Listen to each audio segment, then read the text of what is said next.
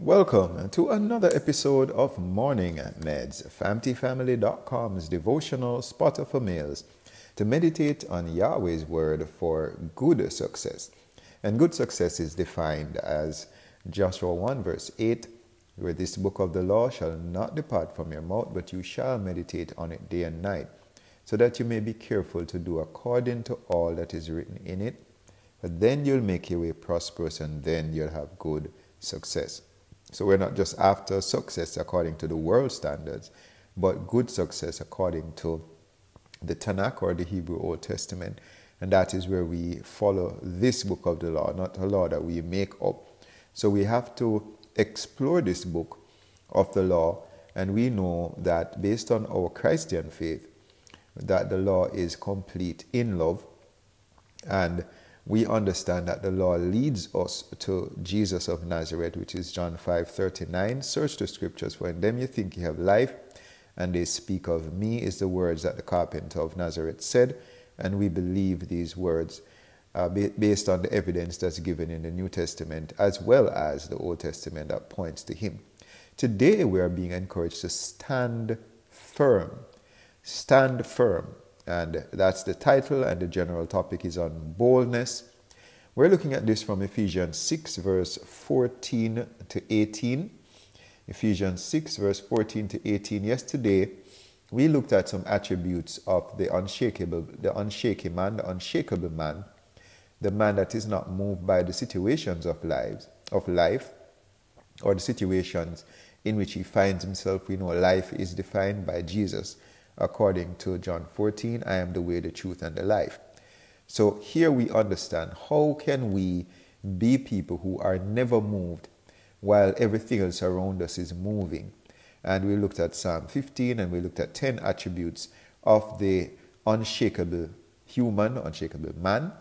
You can look back at 51, at Morning Meds 51, to get the details. So today we're reading through Ephesians 6:14 to 18 in the King James Version. And Paul is writing to the church of Ephesus. We know Ephesus is a very popular place where you have the Artemis temple. You had which is a very powerful Greco-Roman worship center to the goddess Diana, Artemis.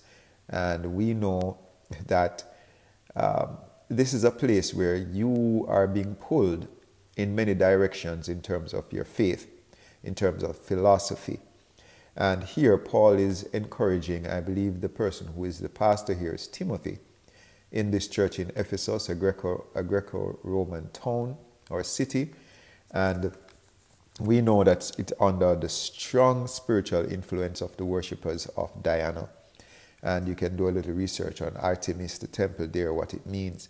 So here, Paul is telling Timothy, put on the whole, I'm reading Ephesians 6 from verse 11 all the way through to verse 18. Put on the whole armor of God, that he may be able to stand against the wiles of the devil. For we wrestle not against flesh and blood, but against principalities, against powers, against the rulers of the darkness of this world, against spiritual wickedness in high places. Wherefore, take unto you the whole armor of God, that ye may be able to withstand in the evil day, and having done all, to stand. Stand therefore, having your loins girt about with truth, and having on the breastplate of righteousness, and your feet shod with the preparation of the gospel of peace. Above all, taking the shield of faith, wherewith ye shall be able to quench all the fiery darts of the wicked, and take the helmet of salvation, and the sword of the Spirit, which is the word of God. Verse 18, praying always with all prayer and supplication in the Spirit, and watching thereunto with all perseverance and the supplication for all saints. And it continues.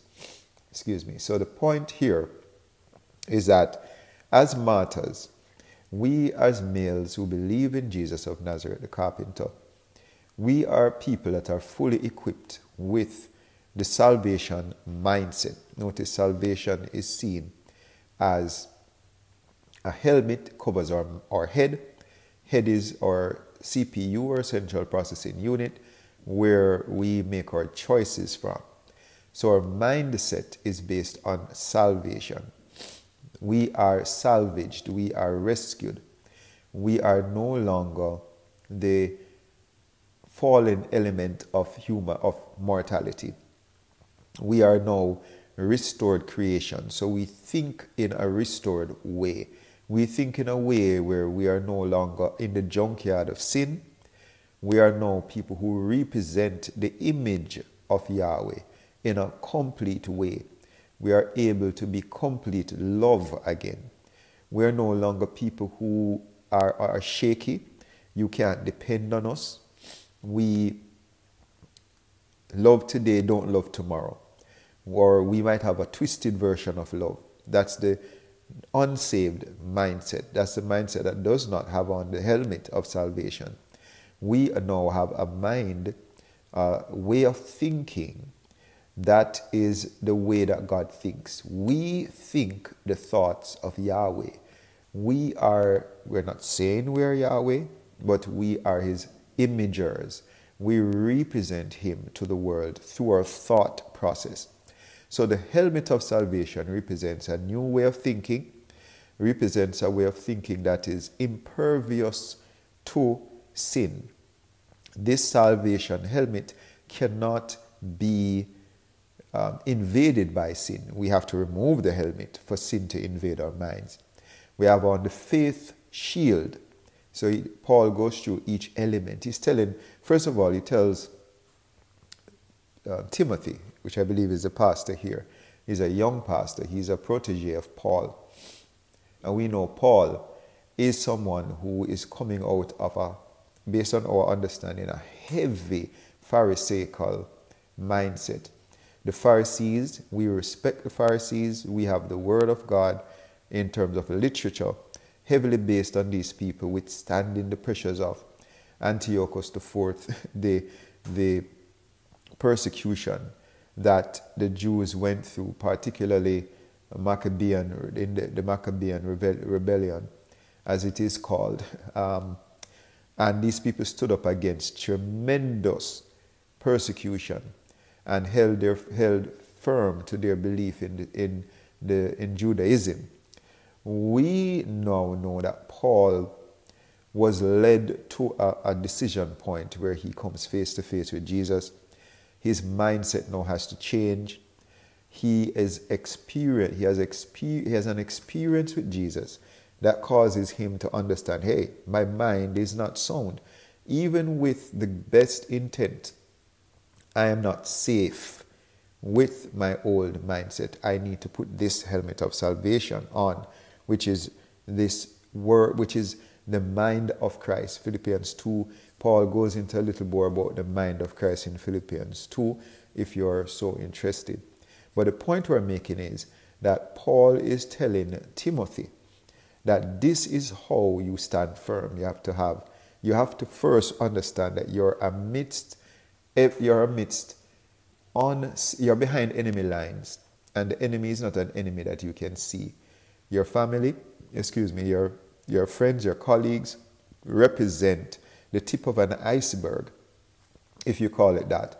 And beneath that iceberg are spirits, are mindsets, are principalities. You can be looking at, oh, your nice, cute little daughter, and she's watching porn. She might be on social media acting a fool, if you want to call it that. And you can try to attack her, but understand that beneath those behaviors are spirits, mindsets, principalities, powers that have been around for eons, and they're just manifesting themselves through your daughter's behavior or your son's behavior, etc. And so Paul starts off by telling Timothy, don't think that you're just there fighting against some people in some Ephesians. You are wrestling against principalities, powers, rulers of the darkness of this world, against spiritual wickedness in high places. So that is why you have to take on this helmet. You have to stand against the evil day. If you don't have on and he didn't say take pieces from the armor of God, you have to take the entire armor. So we're in a war, and we have to have a martial mindset. We have to have a mindset of going into battle. There are stories of soldiers who go into battle in various places in the world, and sometimes the helmet, their armor is too heavy, so they might not want to take certain elements of the armor. They might say, I'm not going to take my night vision goggles today, or I might take out the chest plate because it's heavy or it's hot, or somebody might not take the full armor, and then they're in a firefight and they're not able to react in the right way. The point we're making is today, for us to stand firm, we can go through each element of the armor, but in the interest of time, we wanted to understand why we have to take on this armor. We are going to be rocked with different influences, and if it is that we and our family are not prepared with the whole armor, we are going to lose. Paul stresses heavily the shield of faith, but we can't just have on the shield of faith without the right mindset, without the helmet of salvation, without the shoes of peace, without the sword of the word. And then at the end of the day, he says, after you have all of this, don't put on all this armor and then go sit down. You have to stand. I think he says, let me find the verse. And having, verse 13, wherefore take unto you the whole armor of God, that ye may be able to withstand in the evil day, and having done all, to stand. Don't put on the whole armor and run. Don't put on the whole armor and go to bed. We are to put on the whole armor and train our families to stand.